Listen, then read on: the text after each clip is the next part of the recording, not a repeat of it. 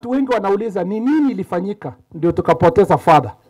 Mimi nataka niseme kwa siku tatu tumesikitika kwamba kwa siku tatu mfululizo tulipoteza watu watatu.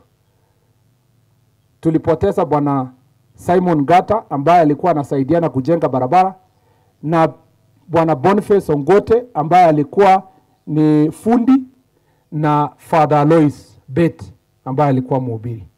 Kwa hao wote watu watatu, ningetaka kusema ni kwa nini hawa majangili walienda kupiga hawa watu watatu ikiwa pamoja na Father Alois. Ni kwa sababu kwa wiki tatu iliyopita askari wetu ama idara ya polisi imeongeza ile operation ya kuondoa wahalifu kutoka sehemu hiyo.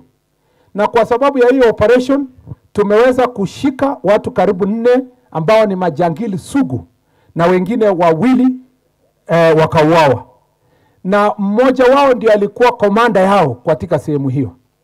Na kwa sababu ya hasira ya wale wengine alishirikiana nao, wakatoa hiyo hasira ya hiyo operation, wakaenda sasa wanatafuta kila mtu ambaye aswa kama Father Alois amepigwa tu bure kwa sababu amekuwa ni mhubiri wa kuleta amani na ni mtu amekemea mambo ya ujangili ya wizi wa ng'ombe na uaji wa watu.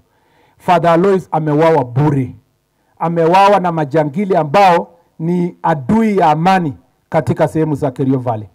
Na mimi nataka niwahakikishie ninyi Wakenya wenzangu ya kwamba kama vile tumedhibiti kupunguza kwa 50% mambo ya banditry katika Kerio Valley, tutajitahidi zaidi kwa miezi ambazo ziko mbele ndio tupeleke 50% hiyo iende ikielekea suburi, kwa sababu tunataka kumaliza mambo ya uwizi wa ng'ombe.